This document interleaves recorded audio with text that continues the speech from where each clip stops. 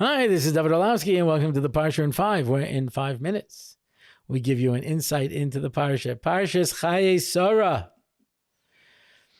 So Eliezer's looking for a wife for Yitzchak, and he says, if I ask this little girl for a drink of water from her pitcher, and she gives me a drink of water, and then she says, not only will I give you a drink of water, but I'll fill up the trough for your 10 camels, that's the girl I want.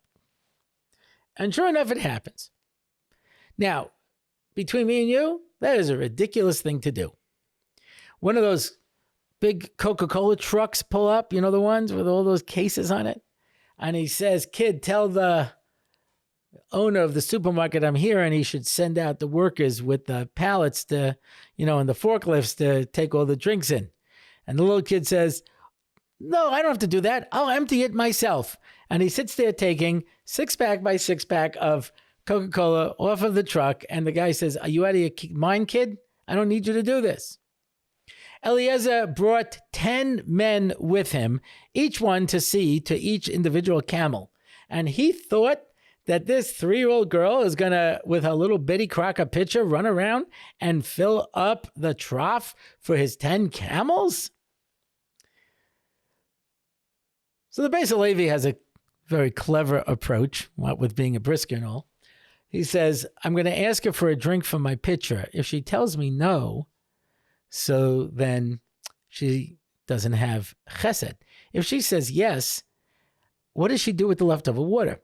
If she spills it out, she might, make me, feel bad.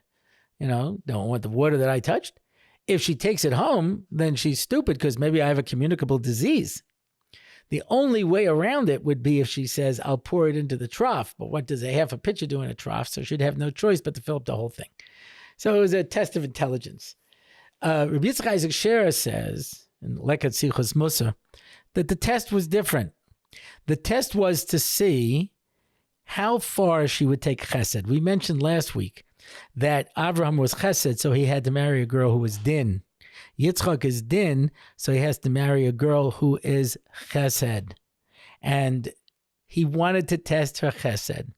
And in fact, this is one of 2 stories in Tanakh, in Torah, the Torah, which is the epitome of chesed, or if you have a reading vocabulary, the epitome of chesed. The other one is Avram and the Malachim. He's 99 years old, 3 days after major surgery, a supernaturally hot day, and he's running around taking care of these 3 people who he thinks are these 3 dirty Arabs worshiping the dirt on their feet. And he's shechting 3 whole animals. There was no refrigeration back then. Why? So that everyone could get the tip of the tongue, right? At the end of the day, he did this tremendous act of chesed for nobody. They were malachim. They don't eat. They didn't need anything. And Rivka is running around filling up a trough for 10 camels when there are 10 strong, able-bodied men who are there to take care of the camels.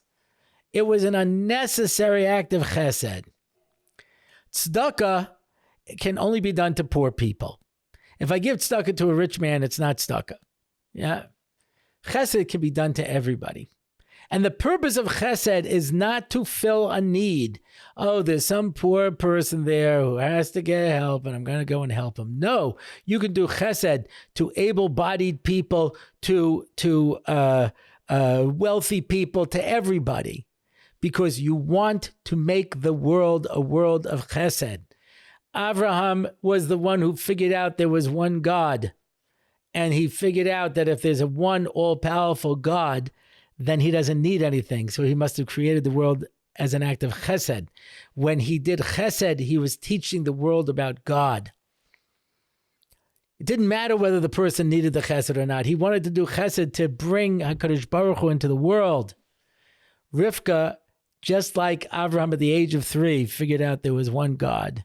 And she wanted to do chesed like Avraham did, to introduce it into the world. Didn't matter whether you needed the chesed.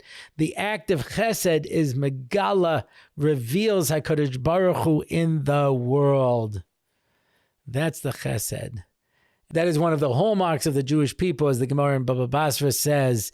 There's 3 ways to know who's a natural descendant of Avram, Yitzchak, and Yaakov: by Shanim, Rachmanim, and Gomle Chasadim. If you do Chesed, it's because it's part and parcel of your spiritual genetic makeup to want to be able to make the world a better place. And every time we do an act of Chesed, we make the world a better place and reveal HaKadosh Baruch Hu a little bit more. Shabbos.